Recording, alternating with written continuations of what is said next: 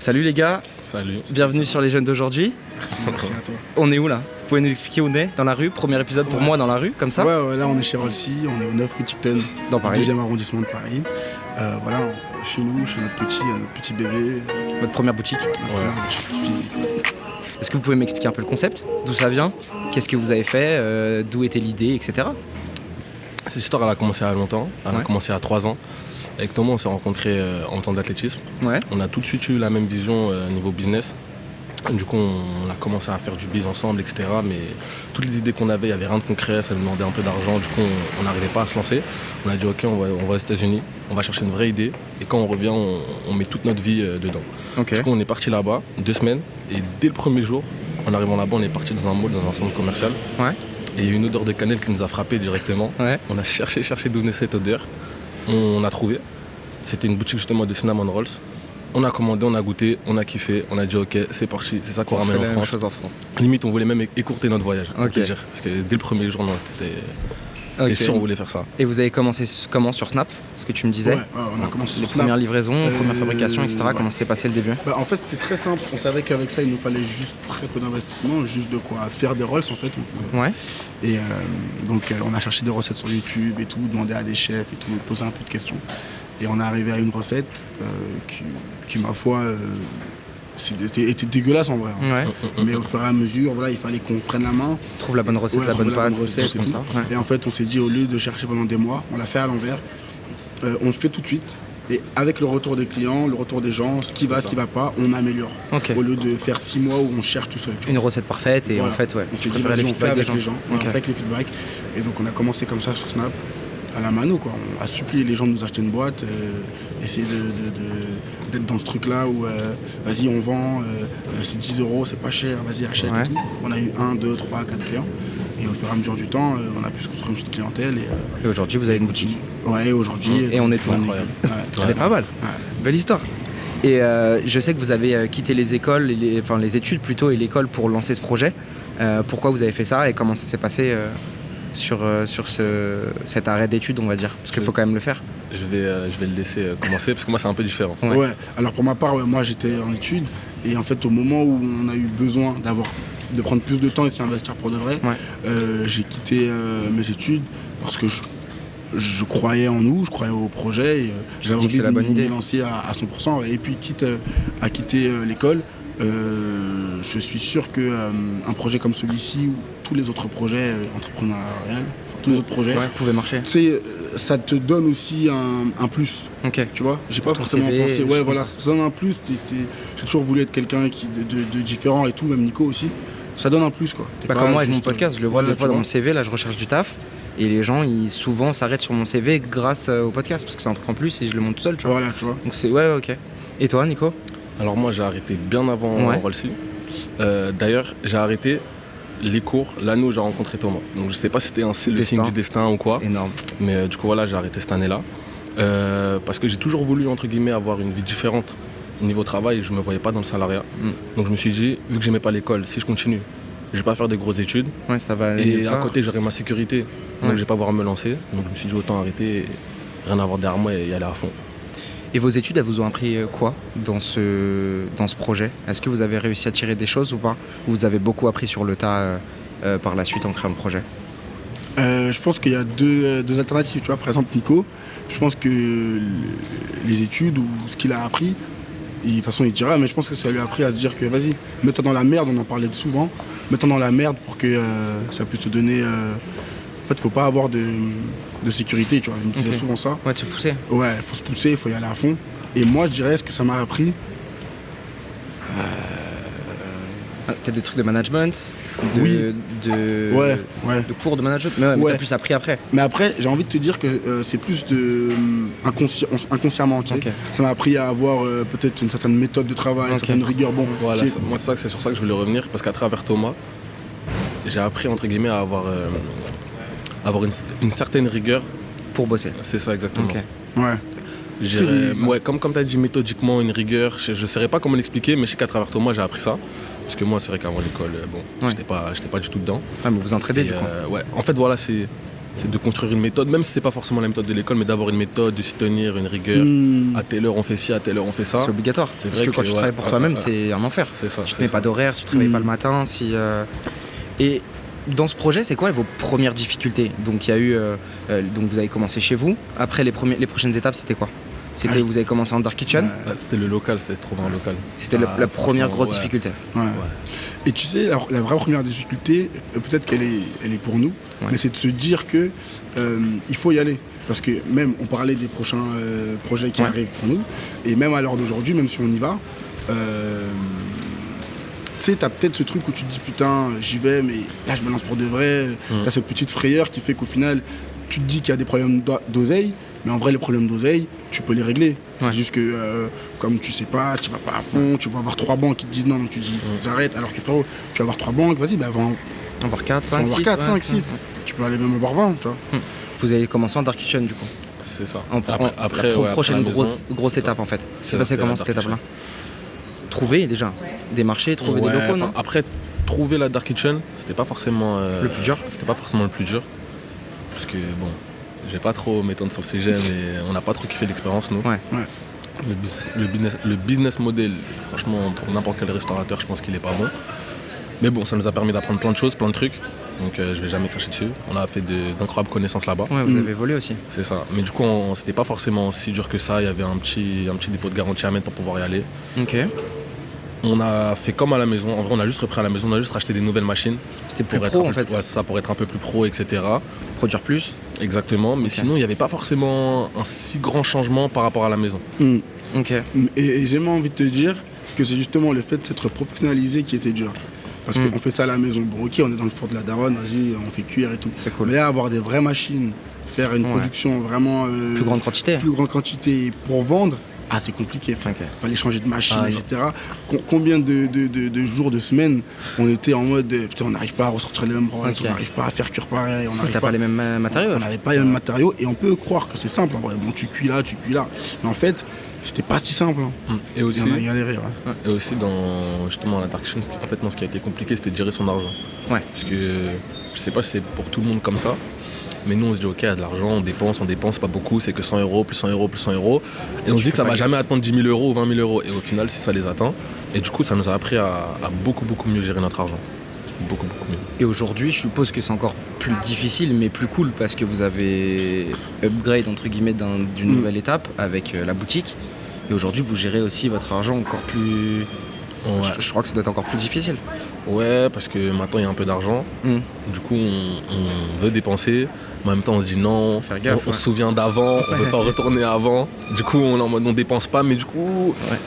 T'as un entre-deux quoi. Ouais, mais carrément, je pense que même là tout de suite, on dépense pas assez. Je parle pas pour nous, je parle même pour la boutique, pour les trucs. Même encore, on a peur de dépenser l'argent qu'on a. Ouais, je dirais que le management est différent. Parce que tu sais, avant, tu faisais pour avoir, et maintenant que t'as, tu fais par peur de ne plus avoir. Ok, je vois ce que tu veux dire. Donc en fait, le mindset est différent, mais j'ai l'impression qu'il faut même dépasser ça. Il faut être en mode, vas-y. Mais c'est mieux en vrai, parce que nous en tout cas, on est dans l'optique de, faut même pas avoir peur de perdre l'argent, on croit en nous, donc il faut plutôt penser comment en faire encore plus. Ouais, comment l'investir, etc. Et cette étape de la boutique, vous pouvez me raconter un peu? Parce que c'est quand même l'un des plus gros steps jusqu'à aujourd'hui de votre projet. Franchement, je crois que c'est la période où j'ai le plus stressé, où j'ai le plus été pas bien mentalement, entre guillemets. Franchement, Pour te raconter un peu, on quitte la Défense. On est en avril. La Dark Kitchen est à la Défense. On quitte la Défense en avril. En fait, on savait que c'était un enfer là-bas. En termes de prix et tout, c'était un enfer. Il fallait qu'on quitte avant avril. Pour nous permettre de récupérer notre argent. C'était notre dépôt de garantie là, qu'on avait laissé qui équivalait à 9 000 €. Parce que normalement c'était un engagement d'1 an. On a réussi à négocier avec eux. Pour partir avant. C'est ça, mais du coup c'est pas le choix de partir le 31 mars. Il fallait partir direct. C'est ça. Donc on se dit putain, il faut qu'on a un mois pour trouver notre local. Mais il faut trouver un autre local, il faut que les banques nous accompagnent, il faut que tout se dégoupille bien. Pour que ça réponde à vos critères aussi. Ça réponde à nos critères. Il faut qu'on soit bien placé. Enfin, il y a plein de choses, plein de problèmes, plein de contraintes. Avec notre budget. J'imagine. Qui n'était pas ouf non plus. Et comment on a fait en vrai? On a beaucoup stressé, on a fait des rencontres qui nous ont amené d'autres rencontres. On a eu beaucoup de chance. Franchement, beaucoup de travail, beaucoup de chance aussi en vrai de vrai. Mais je vais dire qu'on l'a créé, qu'on l'a provoqué parce qu'on a rencontré tellement de personnes quand on était là-bas, des personnes qui nous ont rien apporté. La plupart, 90% nous ont rien apporté, mais justement, mais 10% restant. dans la restauration, etc. Ouais, là c'était même pas dans la restauration. D'ailleurs, je veux dire son nom, c'est quelqu'un qui s'appelle Sassan, on l'a rencontré à la CCI. À la chambre du commerce. Ok. Et on avait fait plusieurs banques. Les banques nous ont pas validé notre dossier. On est parti le voir, on a dit ouais, faut que tu nous aides. Des financements, des trucs, des machins. Il a dit ok, je connais un banquier, c'est un ami à moi, je vais l'appeler, je vais pousser votre dossier. Présenter le projet, etc. Ça, exactement. On est parti le voir. Il a réussi à nous débloquer justement pas tout ce qu'on voulait, mais un minimum pour qu'on puisse se lancer. Pour qu'on puisse se lancer. Et même c'était chaud. Parce qu'ils ne pouvaient pas nous financer tout le projet, il fallait qu'on trouve un local et tout. De base, à la base, c'était pas forcément celui-là. Okay. Mais au final, on s'est dit ok, c'est plus petit que ce qu'on souhaiterait, mais il faut y aller. Et à contrario, c'est ça qu'on t'apprend pas à l'école. Ouais. Franchement, quand tu entreprends, surtout au début, tu es obligé d'être débrouillard. Obligé. Faut pas croire que les gens qui se lancent, ils font tout carré, tout dans les règles. C'est l'image qu'on a aussi sur les réseaux. Il y a beaucoup de mecs qui te vendent des trucs. Même aujourd'hui, on regarde votre histoire sur les réseaux, on se dit waouh, ils ont tout créé de A à Z, c'est nickel. Alors qu'en fait, derrière, il y a des trucs qui sont. Il n'y a rien de carré. Franchement, au début, c'est impossible. Impossible, sauf si t'as beaucoup d'argent dès le début. Ouais. Et sinon, c'est pas possible de tout faire dans les règles de l'art. Mais même, vous avez de la chance d'avoir un produit qui marche, qui est même vous avez créé une marque tout autour de ça, une ambiance, votre histoire de deux potes qui lancent ce truc-là. Donc, je veux dire, vous avez aussi visé juste dans le produit en tant que tel quand vous êtes rentré des États-Unis. Sûrement. Je pense que c'est ça aussi qui fait marcher le truc. Le produit, après, voilà, on n'a jamais, on a toujours fait en sorte d'avoir un produit de qualité, etc. et tout, donc ça aussi, c'est cool. Mais tu sais, il y a aussi un truc où je me dis, il y a sûrement l'histoire, etc. Mais il y a aussi le fait que, tu vois, on a un produit unique, on est sur un monoproduit. Tu sais, il y a un petit truc où tu viens, t'as un cinnamon roll, tu vois, c'est clair pour les gens. Tu vois. Et t'es pas dans un restaurant avec une carte difficile, etc. C'est clair, tu vois. Et je me dis que c'est ça aussi qui fait le... Et aujourd'hui, ça fait combien de temps que la boutique est ouverte ? 4-5 mois, je pense. Ouais, comme ça. Et ça se passe comment aujourd'hui ? Vous voyez comment le projet avec un peu plus de recul ? Parce que moi, je m'en rappelle, on s'est vu avant que vous montiez la boutique. La première fois qu'on s'est rencontrés, surtout avec Thomas et après avec toi, vous étiez encore dans la série de vidéos pour monter la boutique et tu me disais on va monter une boutique, etc. J'étais en mode ouais, incroyable. Et avec ce recul de ces 5 mois-là, comment vous le vivez ce truc-là aujourd'hui ? Moi, incroyable. En expérience, est-ce qu'il y a des choses que vous auriez fait autrement ? Comment vous avez... c'est quoi votre recul sur cette situation-là ? Sur le projet en général ? Franchement, juste moi, incroyable. J'ai rien à redire parce que lui comme moi, on pensait jamais justement pouvoir atteindre ces stats. Ouais. Et franchement, c'est incroyable, nous on est trop contents. Et puis, moi pour moi en tout cas, il n'y a rien à refaire. Ouais. J'aurais tout refait pareil. Et limite, j'ai envie de te dire, j'aurais filmé davantage limite, tu vois. Ouais, peut-être. J'aurais kiffé avant.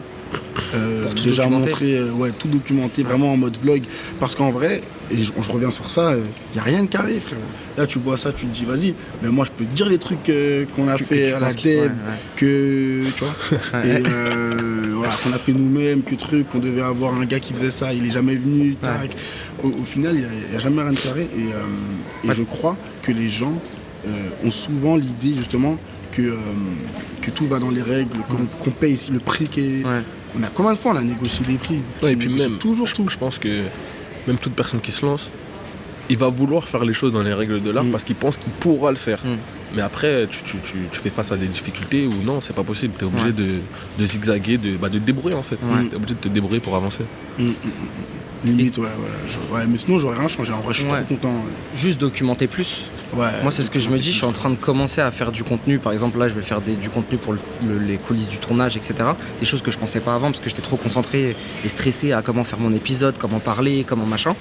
Et là, c'est un truc que je me dis moi aussi avec mon projet qui a 2 ans. Tu vois, j'aurais dû plus documenter depuis le début. Ça intéresse les gens. Ça intéresse les gens, frère. Je pense que mais là, ce que vous allez faire potentiellement, je sais que vous avez pris une équipe, etc. Ça se passe comment la gestion de cette équipe-là ? Parce que c'est du nouveau aussi pour vous. Chaud, c'est du management, c'est des trucs qu'on n'apprend pas forcément non plus à l'école. C'est chaud, mais on a eu de la chance. Vous avez été obligé de prendre une équipe. Oui, impossible. Surtout à ce stade-là, à 2, la boutique, on la ferme direct là, si on reste à 2, impossible. Vous êtes combien là ? On est pas mal, hein. On est 5. Ouais. Il y a 2 alternants qui vont nous rejoindre. Ok. Ça fait 7 plus 9. Parce que moi je suis venu un samedi ou je sais plus quel jour, quand ça tourne, là, la boutique elle est fermée, donc c'est pour ça il n'y a pas beaucoup de monde. Mais j'ai vu que ça carbure de ouf. C'est une usine le truc. C'est une usine. Vous avez des cuistots, vous avez des mecs qui. Donc vous gérez plus du tout pratiquement aujourd'hui la production. Ou encore depuis 2 semaines, plus trop. Ok. Après, des fois, il y a besoin d'aide. Oui, il y a besoin de coup de main. Quand il y a des gens, ils peuvent pas être là, on vient. Donc, vous êtes obligé de déléguer. Quand un projet monte, que tu n'as plus le temps de tout gérer, ça se passe comment ce côté management là? Est-ce que vous kiffez faire ça, gérer des équipes? Est-ce que c'est compliqué? Est-ce que... Je pense que c'était la déb encore. Pour trouver des personnes. C'était à la débrouille. Franchement, je te parle sérieux. Après, on a eu de la chance. Ouais. Mais sur des bonnes personnes quand même. Il y a des personnes très proches à nous justement qui ont rejoint l'équipe. Parce qu'ils ont kiffé le projet, ils ont dit ok, je vais venir bosser avec vous. Ouais. Du coup, déjà, ça a été une facilité entre guillemets pour la confiance. Ouais. On sait que. C'est des gens que tu connais. C'est ça. On sait que si on leur demande de venir une heure de plus, ils vont pas dire non, ils vont pas faire des arrêts maladie pour dire oui, non. Donc on savait qu'ils allaient toujours être là et qu'ils allaient prendre soin de la marque comme si c'était la leur. Ok. Donc sur ça, on a eu ça, c'est cool de bien s'entourer, c'est hyper important dans un projet. Et sinon, après, on avait un employé aussi qui nous suivait depuis la défense. Ouais. Lui, par contre, on l'a rencontré là-bas, mais lui, incroyable aussi. Maintenant, c'est mon frère aussi, franchement, je l'aime trop. Ouais, c'est vrai qu'on a eu beaucoup de chance sur l'aspect, staff. Ouais. Parce qu'on n'a pas eu du mal à recruter. On sait que c'est un secteur des fois qui est un peu. Il y a plein de restos qui sont en mode je sais pas ce qui se passe, j'arrive pas à recruter, j'ai du taf, j'ai de l'argent. Ouais. Donc nous, c'est vrai. Ouais. J'ai l'impression que c'est avec l'ambiance. Tu sais, quand t'arrives chez Rolsy, t'écoutes du Chacola dans tes écouteurs, t'arrives là après à Chacola, tu vois. Ouais. Tu sais, on a toujours voulu rester dans ce truc-là où on est. À la maison. À la maison, frère. Ouais. T'es Même que les jeunes et tout. Vous parlez avec les clients, les clients ils ont notre âge aussi, donc. C'est une dinguerie. En vrai, sur ça, au début, on se cassait beaucoup la tête, mais au final, on s'est dit, autant faire un truc qu'on aime. De toute façon, on touche les clients qu'on touche chez les gens comme nous. Donc autant faire un truc qu'on aime, ils vont aimer aussi. En vrai, maintenant, c'est comme ça notre démarche. Tu vois, dans le hyper vivant, et donc c'est pour ça qu'on n'a pas eu de mal à recruter. Donc pour ça, c'est vrai qu'on a eu beaucoup de chance. Et les qualités aujourd'hui que vous recherchez sur ce genre d'équipe, c'est des gens qui sont aussi passionnés par le projet. Genre, qu'est-ce qui va te dire que tu vas employer une personne plutôt que l'autre? C'est que le mec il va kiffer le projet comme toi tu l'as monté. C'est plutôt ça? C'est comme ça que vous avez un critère? En tout cas pour le moment, vu que c'est la première boutique, oui, bien sûr. Moi en tout cas c'est vrai que c'est quelque chose de très important pour moi. Ouais. Je peux pas prendre quelqu'un qui vient juste bosser comme ça, qui porte même pas un peu d'attention au projet. Non, ça ne m'intéresse pas forcément. Ouais, et puis moi ce qui me donne envie de recruter quelqu'un aussi, c'est vraiment son côté créatif. Moi j'adore les créatifs. Ouais. Je trouve que c'est un truc de ouf de pouvoir faire des choses avec sa tête, ses mains, etc. Dans l'univers dans lequel on veut s'étendre, c'est des gens qui vont pouvoir nous donner des idées. Tu vois, j'aime les gens qui font des trucs. En règle générale, qui font des projets. Ouais. Moi je dirais plus franchement, moi juste une personne qui a envie de s'investir, pour moi ça me suffit. Ouais, qui kiffe le projet, mais qui voit plus loin même que juste travailler. Parce que je sais que si moi en tout cas ils me donnent, je leur redonnerai 100 fois plus en retour parce que Rolsy c'est notre bébé. Donc si vraiment ils se donnent les moyens de faire quelque chose dedans, nous on leur rendra fois 1000 même. On va parler des réseaux. Parce que c'est un truc qui est hyper important aujourd'hui pour tout le business. Ça vous l'avez compris. Aujourd'hui, je fais une question un peu plus globale, c'est quoi votre regard face aux réseaux sociaux? Après on parlera des réseaux pour votre projet. Mais aujourd'hui c'est quoi votre regard par rapport aux réseaux sociaux en général? Je pense sur ça on a la même vision. Ouais. Et franchement pour nous les réseaux c'est un outil pour pouvoir faire ce que tu veux dans la vie. Ouais. Moi en tout cas je le vois comme ça, j'aurais même pas un mot à rajouter. Et toi? Pour moi les réseaux c'était un outil qui te permettait de faire, en vrai ça, de faire de ce que tu voulais quelque chose qui te plaisait.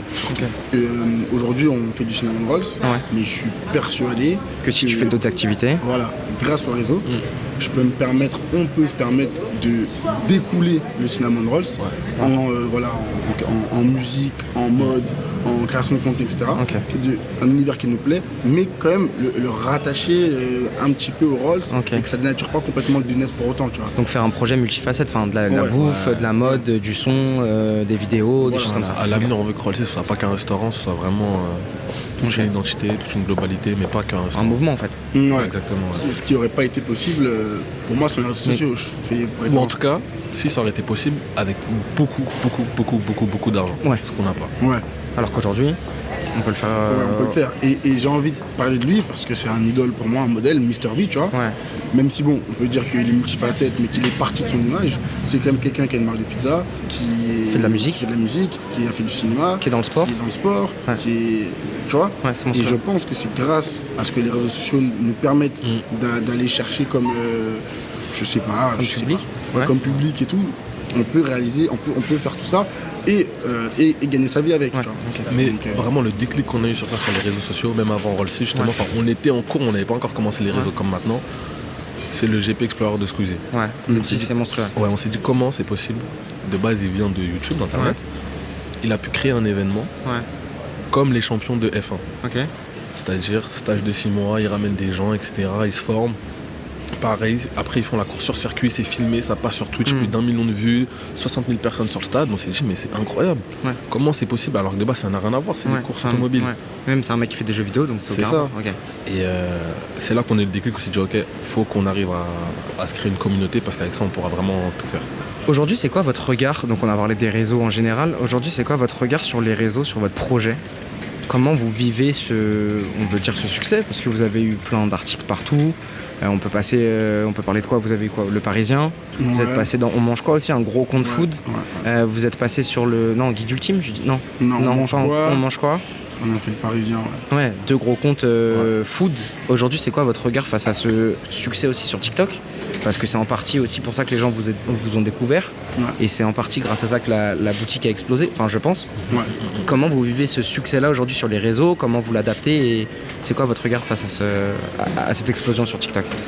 Je pense qu'on a le même regard vis-à-vis de ça. En fait, moi je pense que c'est l'histoire, le produit, évidemment, qui... je pense que c'est pour ça que ça marche. Ce petit cocktail, tu vois, qui a fait que ça marche.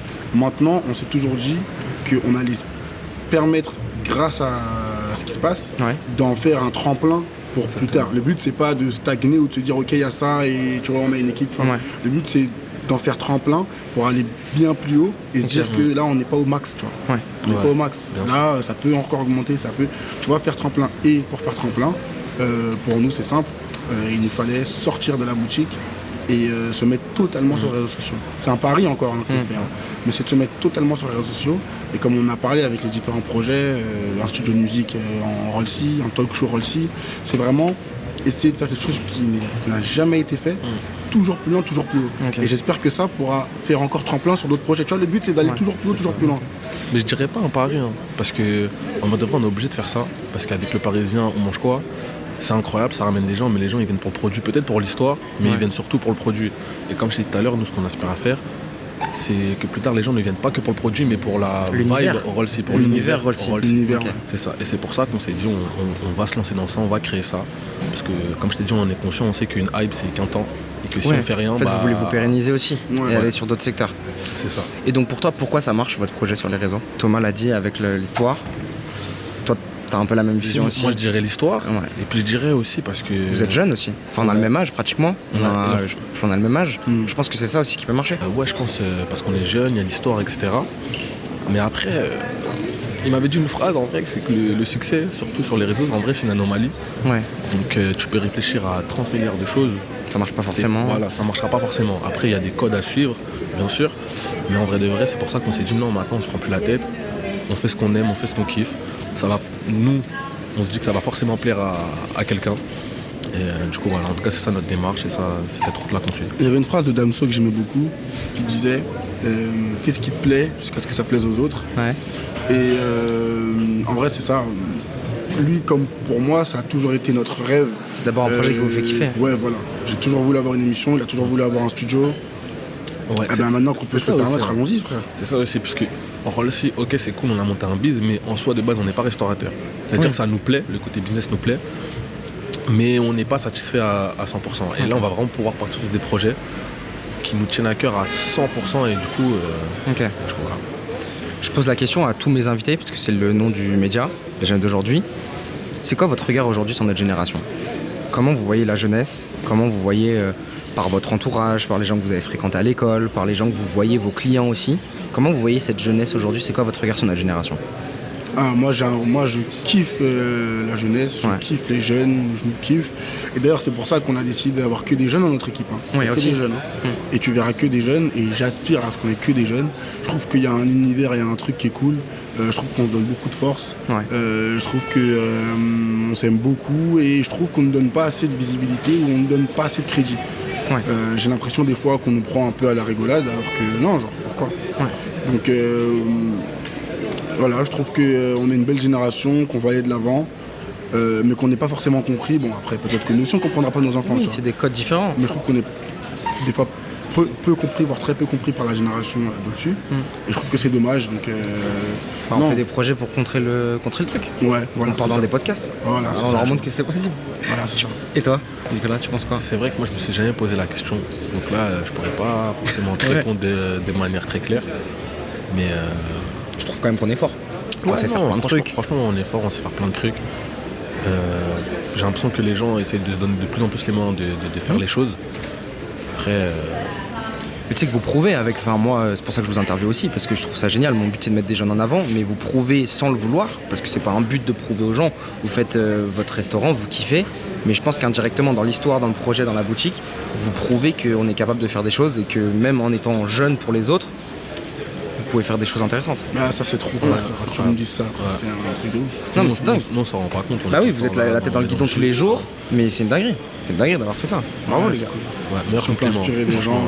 Non mais c'est vrai, parce que genre il y a des gens qui vont voir ça, qui vont se dire que potentiellement c'est possible et que aussi qui ont des projets, ils peuvent le faire. Tu vois. Ouais, ça c'est une dingue. Si vous avez des conseils à donner aux gens, aux jeunes qui veulent entreprendre, qu'est-ce que vous leur diriez? De pas réfléchir. Enfin, de réfléchir, mais pour se lancer en tout cas, de pas réfléchir. Si vous avez une idée en tête, allez-y à fond. Ne pensez pas à ce qui ne pourrait pas marcher, ça on s'en fout. Juste réfléchissez à comment justement faire que ça marche. Ok. Ouais, je rebondis sur ce qu'il dit. Fais comme si ça allait marcher. Fais comme si t'étais Apple dans ta tête. Dans ta tête, t'es le boss. Ouais, t'es le boss dans ta tête. Ça marche. Ouais, et que tout ce que tu vas faire, ça va marcher. Faut pas que t'aies de pensée négative. Et moi, mon conseil, c'est de pas les écouter limite. Ouais. Ouais. Te dire que tu lances ton truc tout seul. Ouais, écoute pas les conseils. Et t'apprends après. Parce que toi-même tout seul t'auras assez d'idées négatives dans ta tête. Ouais, t'as pas besoin des autres. Pas besoin des autres en fait. Non. C'est une phrase que je dis rarement mais qui est assez bateau, que tout le monde a entendu. Ouais. Mais c'est vrai que je pense qu'il y a beaucoup de gens qui vivent leur vie en pensant qu'ils vont jamais mourir. Que peut-être ils auront 10 vies. Mais moi je me suis toujours dit ça, c'est ça qui m'a toujours poussé à y aller à fond et d'esquiver mes peurs. Donc autant se lancer à fond dans nos projets. Si vous avez peur, dites-vous juste qu'un jour tout sera fini dans tous les cas. Donc, et si t'as pas kiffé... C'est ça, donc faites ce que vous aimez et allez-y à fond, en vrai de vrai. Moi aussi, tu penses ça? Ouais, je pense ça. Et tu sais, je pense qu'on est un putain de Joe parce que justement, tu sais,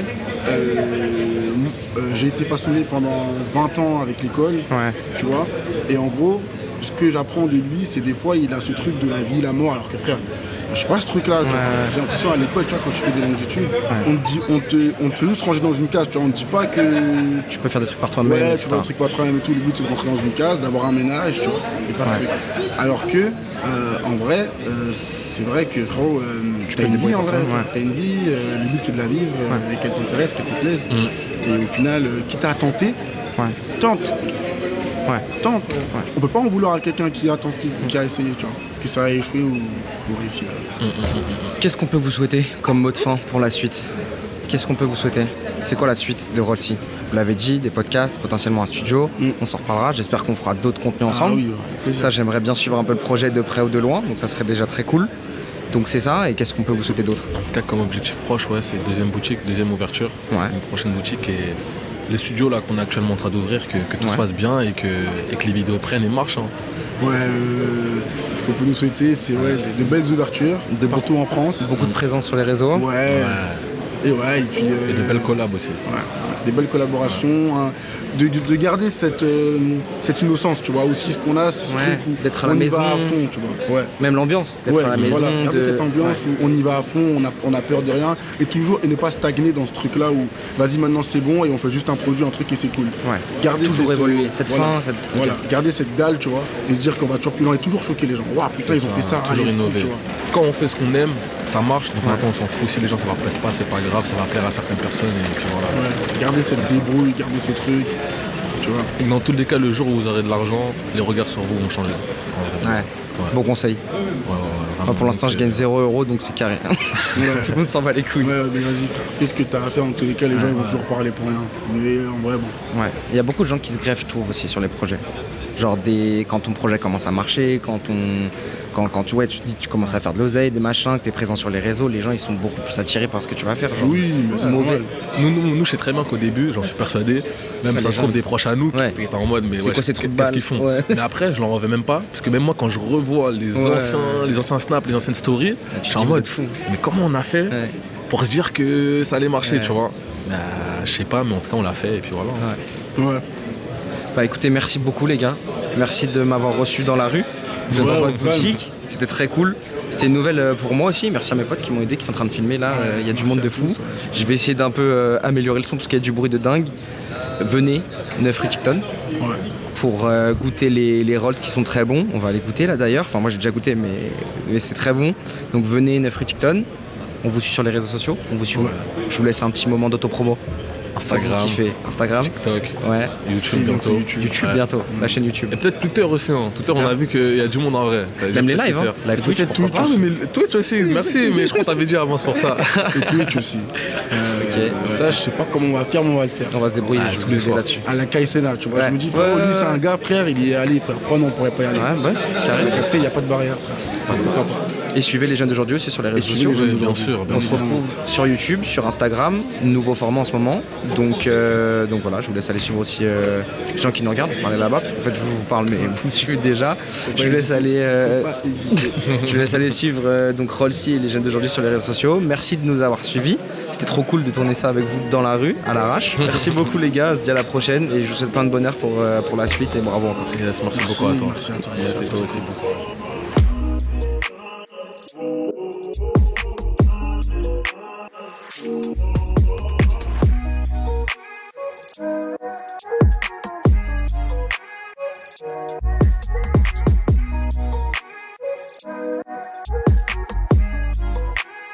We'll be right back.